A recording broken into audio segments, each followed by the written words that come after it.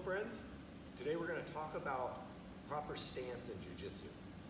And this video is going to be more about kind of stance as general and overall concepts, more than getting into the details of specific stances.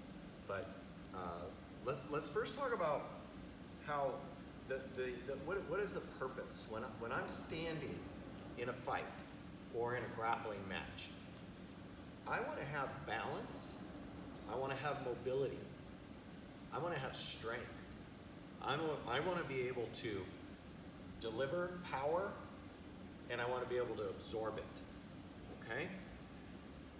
Basic athletic stance. If you look at any sport, it's going to be difficult, I think, to think of any sport that is an exception. I'm sure there's some out there, but that we want to have our core, the muscles between our knees and our upper or mid part of our torso. That's what's engaged, right? Those muscles are turned on. They're functioning with synergy and properly. Okay, that has to be trained a lot. Okay, we have to be deliberate about that, or our stance can get lazy. So my core is what really is the center of my balance. It's where the source of my power comes from. Okay, so we always have our core muscles turned on. We're deliberate about that in our training. Okay, my knees are going to be bent because that's going to allow me to my core to function better. It allows me to absorb and deliver power, right? It also protects me from injury. Okay, if my knees are straight, then now not only can I not absorb things as easily, nor can I keep my balance very easy. You see my legs, when my legs are straight, how easy it is for me to fall over. Okay. Also my knees, if someone puts some force into my knee could be injured pretty bad. I've actually seen that several times where people get injured very bad because their knees were straight. We keep them bent slightly, all right? At least slightly at all times. We'll talk about how much do we bend our knees and when, right? We could categorize 3 different stances in terms of my elevation change and how much I bend my knees. A traditional wrestling stance, I'd be pretty low, okay? And the wrestling rule set kind of dictates this, that I'd be very low, right? If Coach Matthew and I are grappling and I get really low, he's gonna probably match me, yes. He doesn't want me to get in on his legs. So this would be a time when if you were, say Coach Matthew was battling me in a match, and go ahead and stand up, and I come in and I drop down, he's probably gonna drop down too to match me, because he doesn't want me, if he's up straight, then I have a clear shot into take his legs and take him down, okay? So this would be a low stance. Now, we don't see it as much in jiu-jitsu, in part because we have grips that can kind of negate that quickly. It also uses up a lot of energy. When I'm lower, if I'm like this all the time, it takes more energy. Okay? Now, what about a more upright stance? You'll see this more upright stance in judo, where there's more upper body grips here, and we're trying to throw and off balance each other. Okay. The disadvantage to be more upright is if someone goes low, right? They can get in on your legs. So in judo, they don't worry about those types of takedowns, so they can be more upright and more free. You'll see Greco-Roman wrestlers, they're here because they can't attack the legs. It's all upper body throws, so they can get away with being more upright. You save energy that way, and you can still, with your knees bent, you still have good balance and mobility. All right? So that would be a more upright stance. In jiu-jitsu, we can do this, but we would want to be deliberate about it, in that I would generally manage the space. So I would stand this upright and be close enough where my partner could touch me and get in on my legs, all right? But if I have a little space, now back up just a tad, so yeah, I didn't want to. Yeah, so here, I'm pretty safe, he's far away, okay? So, but now as I move in, I'm probably gonna change my level a little bit so that I'm protecting against him getting to my legs, and I also can keep my balance. So we would call this a medium crouch, right? So here, a more upright, like open stance.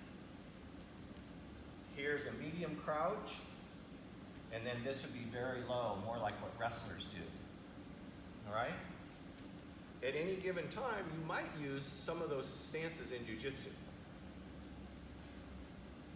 But we keep our knees bent, and our head is up. Talk about this, our posture. So my head's up, my shoulder and chest is up, my back is straight. All right? So that's important too. We're stronger that way. If I'm bent over, my head's down, you can see I immediately become weak and he can pull me down very easily. It's also very hard for me to lift. So if come this way just so. So let's suppose that I want to take him down and I want to go like this. For me to lift him here is almost impossible, and I'll probably hurt my back. Yeah, and then he's gonna counter, okay? Right? That's because my head was down, my back was bent. That's what we would call poor posture. So I have good posture. My head's up, my back is straight.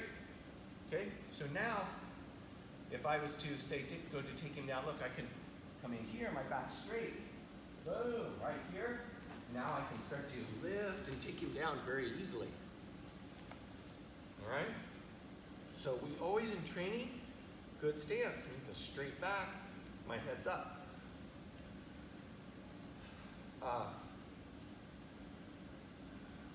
Square stance versus staggered stance. This is square, where my feet are parallel. If I'm facing my partner, this would be a square stance. Okay? Sometimes we use this. Typically, though, I don't want to expose my center line in this way to my partner. So this would probably be transitionary. Like I wouldn't necessarily stay in front of him like this. And why is that? Well, if you see, if I'm standing like this in square, and if Coach Matthew pushes me from, let's see, come here, push me from the front, just nice and easy. It's very hard for me to keep my balance. Even if I bend my knees, he gives me a push, I would fall backwards. Same as if he comes around behind me. If I try and stay, he's gonna make me fall, or I have to step. All right? So this, I'm very vulnerable this way. And now if he tries to push me from the side, it's a little harder because I can resist. Okay? Little harder. Okay? So that's important to know. What kind of stance we have relative to our partner. So this is where a staggered stance comes in. Most right-handed people will put their right foot forward. That'll be more natural. But you can wrestle or grapple with either foot forward, and you can develop your game. Left foot forward or right foot forward, okay? In judo, most right-handed people will have their right foot forward because this is their power hand. They want to be able to grab and use this power hand on the collar, okay? The same in jiu-jitsu. You guys remember, judo and jiu-jitsu, very closely related. Jiu-jitsu came out of judo, okay? Jiu-jitsu was something that was born out of judo. Judo was developed first. And then the ground fighting, the Newaza fighting was developed out of judo. So they're very closely related. But many right-handed judo fighters will bring their left foot forward to first get this grip, and then they can get this one. Okay, now they have their power hand on the collar. So we want to be able to fight with either the left leg forward or the right leg forward. Right? These are both good stances. Right leg forward. I can move forwards, backwards with my knees bent. Left leg forward. I can move forwards and backwards, knees bent. In all these cases, my feet are typically going to be about shoulder width apart. I think the most important thing to remember, you guys, is the purpose of our stance. Again, we want to be, we're athletes. Jiu-jitsu is an athletic sport. We want to stand like athletes. And the physics, the reality of our world, and in the world of combat, is we want to have good balance, good mobility. We need to be able to move, right? We need to be able to change positions. It's a fight. We don't know where we're going to have to go to next. We want to be able to absorb power. We want to be able to deliver power. And that's going to require these fundamentals in terms of our posture, our head up, back straight, knees bent, feet apart, and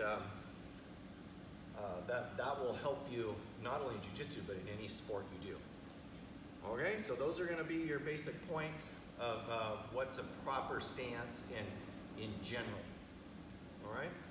Okay, I look forward to talking more about stance and takedowns in future videos.